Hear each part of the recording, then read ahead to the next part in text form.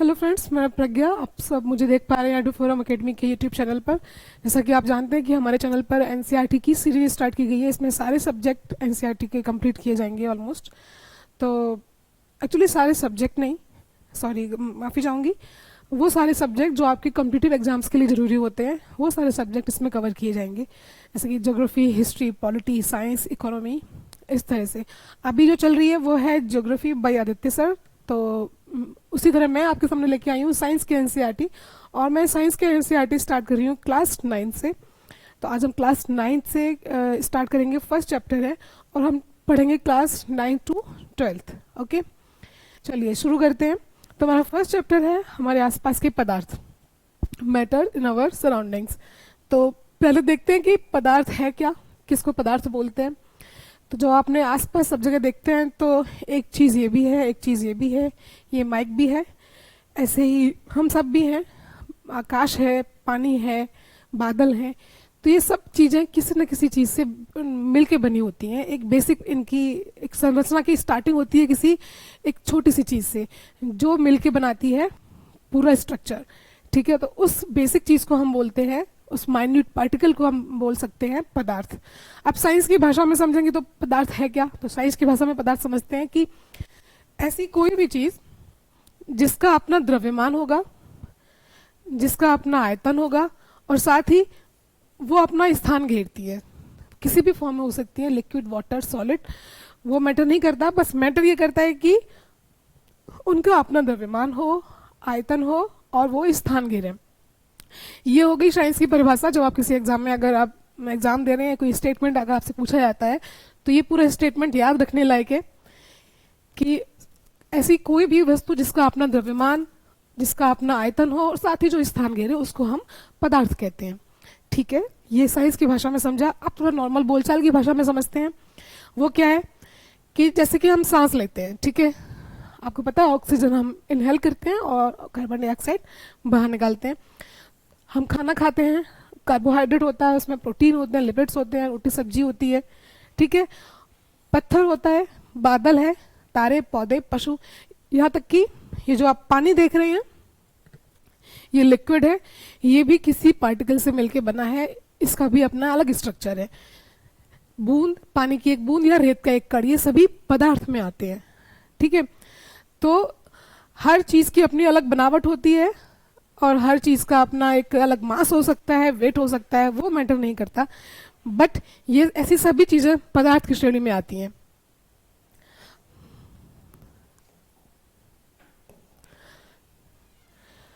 अब हम थोड़ा सा और पीछे चलते हैं। दार्शनिकों के टाइम में हमने अपने बड़े बुजुर्गों से सुना है कि क्षिति, जल, पावक, गगन, समीरा, पंच तत्व से बना शरीरा। तो 5 तत्व कौन से हैं, 5 एलिमेंट्स कौन कौन से हैं वो। अब चूंकि हमने दोहा चौपाई में सुना है तो शायद हमने उतना गौर नहीं किया, लेकिन जब हम बात साइंस की करेंगे तो ये दोहा चौपाई खाली ऐसे ही हवा में नहीं बनाई जाती है, बल्कि इनके पीछे कोई ना कोई दर्शन छुपा होता है, कोई ना कोई साइंटिफिक रीजन छुपा होता है। तो यूनानी दार्शनिकों ने भी पदार्थ को इसी तरीके से विभाजित किया है कि 5 तत्व। कौन कौन से 5 तत्व हैं? क्षिति मतलब पृथ्वी, जल पानी, पावक अग्नि, गगन आसमान, समीर वायु। क्षिति, जल, पावक, गगन एंड समीर।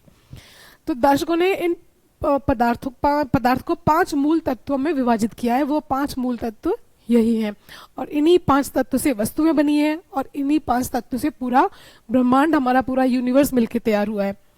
तो आधुनिक जो वैज्ञानिक हैं, उन्होंने पदार्थ को आप मैटर, अगर जिनको इंग्लिश में, हिंदी में प्रॉब्लम है, वो मैटर समझें इसको। मैटर को भौतिक और रासायनिक संरचना के आधार पर 2 भागों में बांटा है कि भौतिक मतलब ये दिखता कैसा है, इसका वेट कितना है, इसका स्ट्रक्चर कैसा है, और केमिकल फॉर्मेशन क्या है, वो रासायनिक लेवल की बात होगी। अब हम यहाँ पढ़ेंगे भौतिक संरचनाओं के बारे में, भौतिक गुणों के बारे में।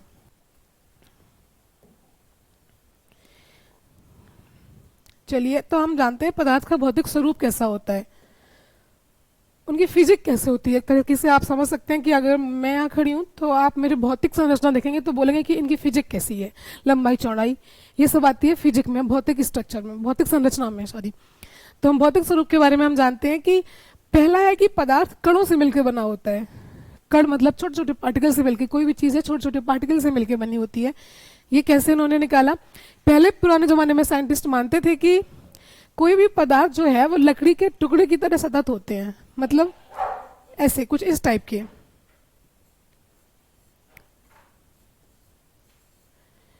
लकड़ी के टुकड़े की तरह हो गए ये। लेकिन आने वाले टाइम में वैज्ञानिकों ने माना कि नहीं, ये लकड़ी के टुकड़े की तरह नहीं होते, बल्कि ये होते हैं रेत के छोटे छोटे कणों की तरह। रेत हाथ में उठा के आप देखिए, उसमें कितने ही माइन्यूट पार्टिकल्स होते हैं, कई बार हमें दिखते भी नहीं है, कई बार दिखते हैं। तो पदार्थ की जो भौतिक संरचना है वो भी इसी तरीके से होती है, बिल्कुल छोटे छोटे छोटे कणों से मिलकर कोई भी पदार्थ, कोई भी चीज़ मिलकर बनी होती है। ठीक है, तो अब इन्होंने प्रैक्टिकल करके बताया है कि कैसे एक बीकर लिया है, उसमें नमक या चीनी को डाला है, और उसके बाद नमक या चीनी घुलने के बाद उसका स्तर नापा है कि उसके वाटर लेवल में कितनी वृद्धि हुई है। अगर वृद्धि हुई है तो मतलब कोई नई चीज़ आके मिली है, कोई नया नया मैटर आके उसमें मिला है। अब नया मैटर आके जब मिला है, जब चीनी पानी में मिली है, तो कहीं ना कहीं चीनी के कण होंगे जो छोटे छोटे हिस्सों में टूटे होंगे, तब जाके वो पानी में मिले हैं। तो इससे उन्होंने ये निष्कर्ष निकाला कि कोई भी पदार्थ है वो छोटे छोटे कणों से मिलकर बना होता है। जब कण है, कण टूटेंगे, दूसरी कणों से मिलेंगे, आपस में इंक्लूसिव होंगे, समावेशित होंगे, तब जाके वो पूरा चीनी पानी का या नमक पानी का घोल बन के तैयार होगा। तो समझ में आया यहाँ पे कि पदार्थ छोटे छोटे कणों से मिलकर बना होता है।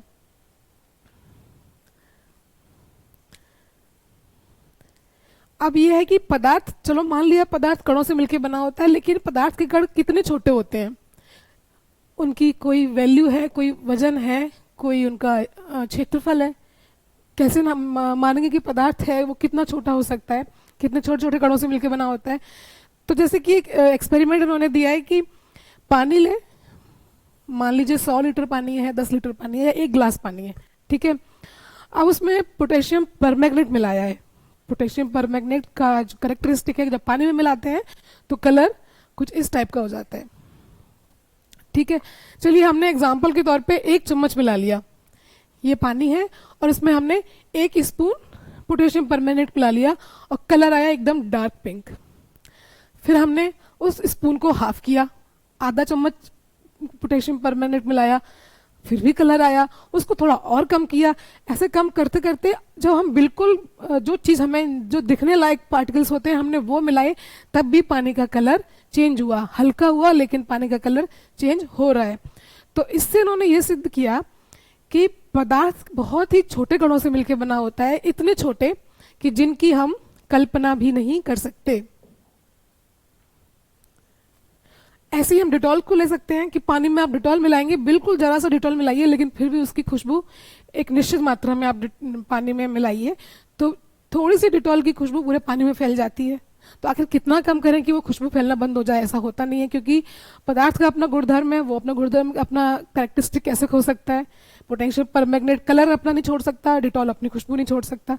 लेकिन इससे ये साबित होता है कि पदार्थ इतने छोटे कणों से मिलकर बना होता है जिसकी कल्पना भी नहीं की जा सकती।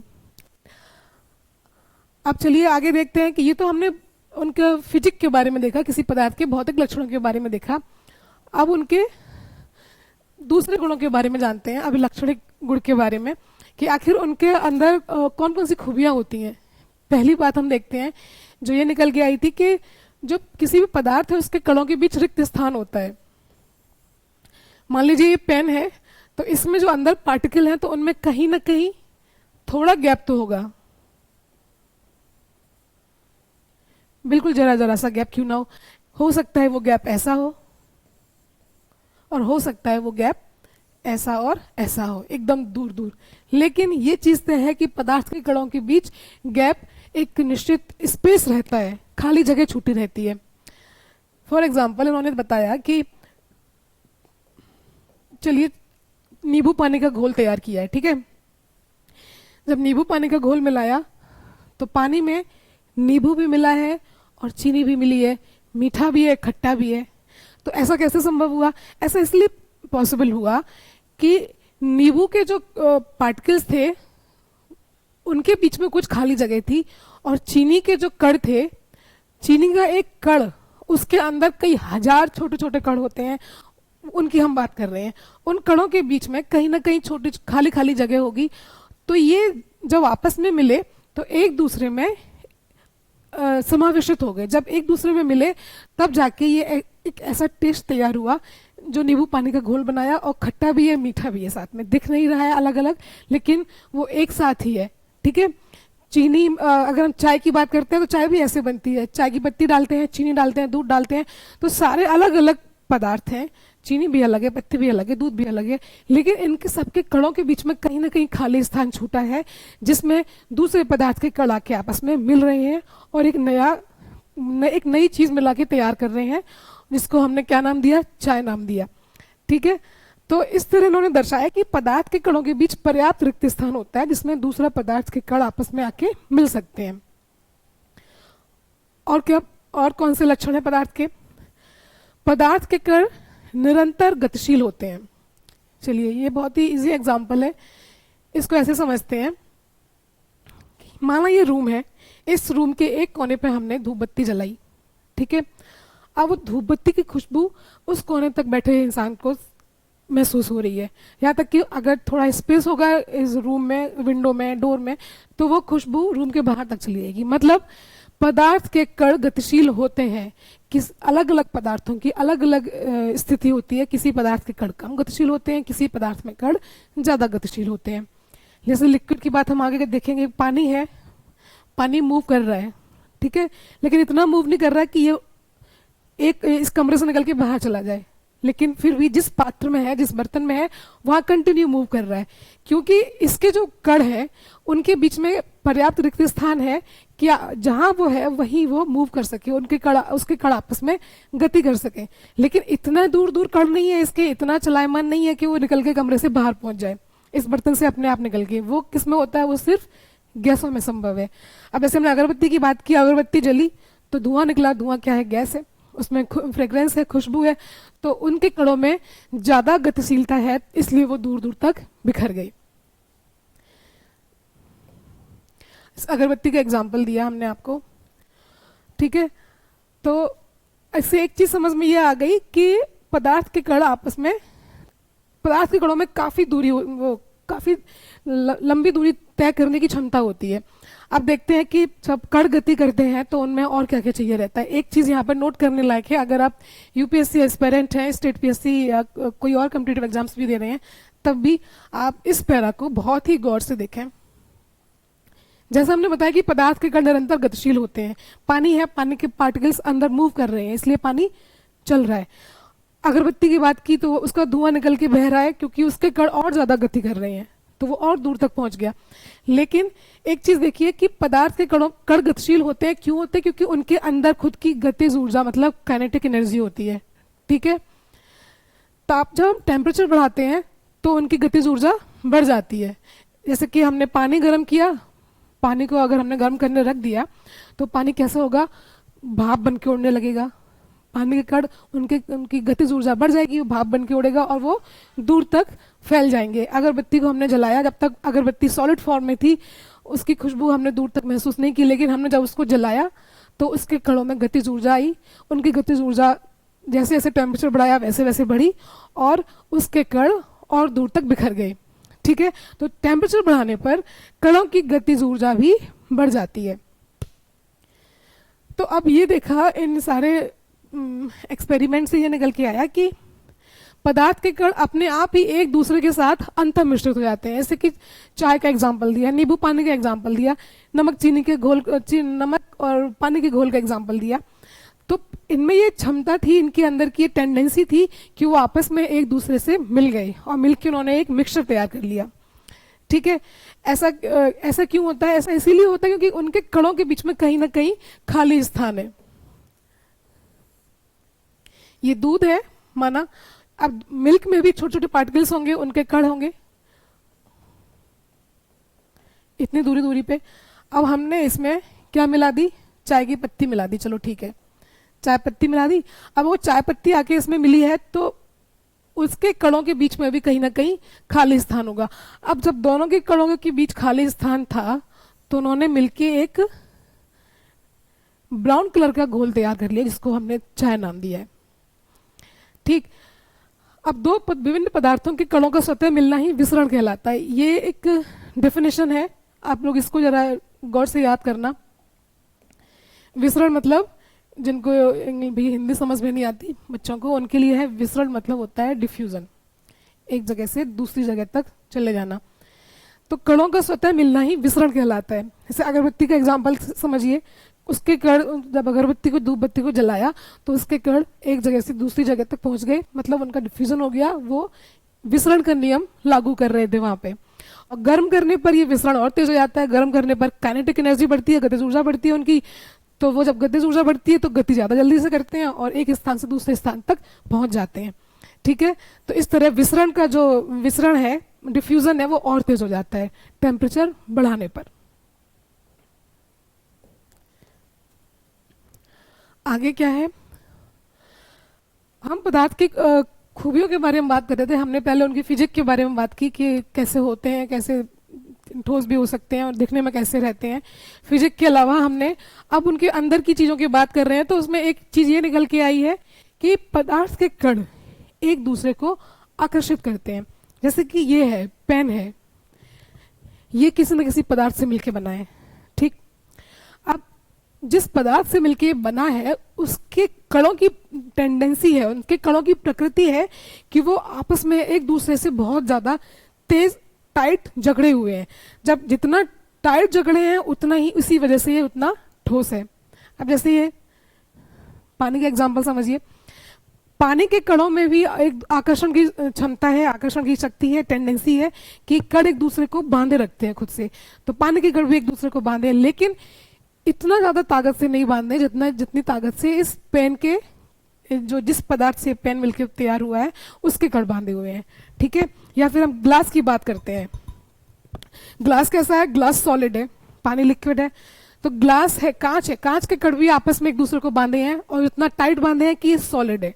इसको तोड़ना इतना आसान नहीं है। वही पानी है, पानी के कण उतना तेजी, इतना टाइट नहीं बांधे जितना टाइट कांच के कण एक दूसरे से बांधे हैं। इसकी वजह से पानी मूवेबल है। ठीक है,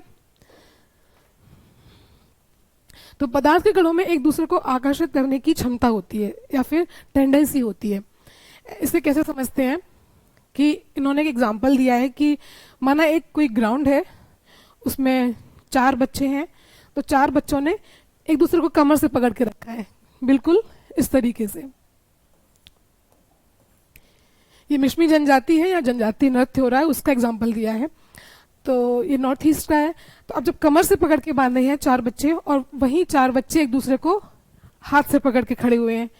एक तीसरा ग्रुप है जिसमें 2-3 बच्चे, 4 बच्चे एक दूसरे को कुछ इस तरीके से पकड़ के खड़े हुए हैं, फिंगर टू फिंगर कनेक्शन।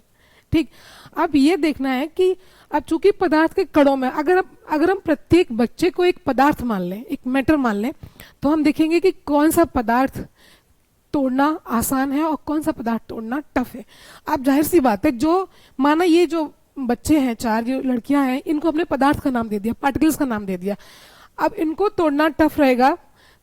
जो हैंड टू हैंड कनेक्शन में खड़े हैं, जो हाथ पकड़ के खड़े हैं, उनको तोड़ना ज्यादा इजी रहेगा। अब जो फिंगर टू फिंगर टच करके खड़े हुए हैं, उनको तोड़ना तो बहुत ही ज्यादा आसान रहेगा। तो इसी तरीके से पदार्थ की जो स्ट्रक्चर है वो तैयार होता है कि कौन ठोस है, कौन लिक्विड है और कौन गैसियस फॉर्म में।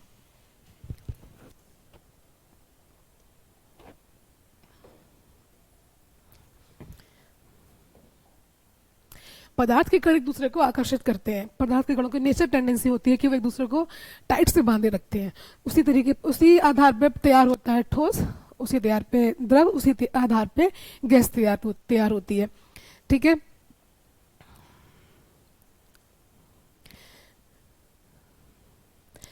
जैसे कि एक लोहे की कील है, एक चौक का टुकड़ा है, या फिर खड़िया, जो बहुत से लोगों ने चौक नहीं देखा होगा, उन्होंने बचपन में खड़िया देखी होगी। ठीक है, अब चौक एक लोहे की कील है, उस पर कोई हथौड़ा मारे, वही एक, चलिए गिलास का एग्जांपल लेते हैं, चौक छोड़ देते हैं, गिलास पास में किसी ने एक लोहे की कील पे हथौड़ा मारा और ग्लास पे हथौड़ा मारा, तो कौन जल्दी टूटेगा?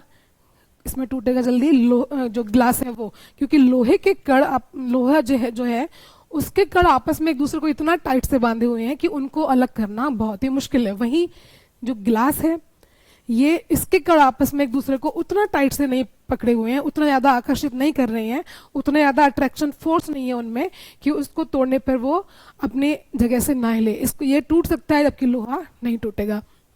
ठीक, तो इसी आधार पे हम आगे देखेंगे कि कैसे कैसे पदार्थ मिलकर तैयार बन के तैयार होते हैं, कौन सॉलिड कौन लिक्विड कौन गैस।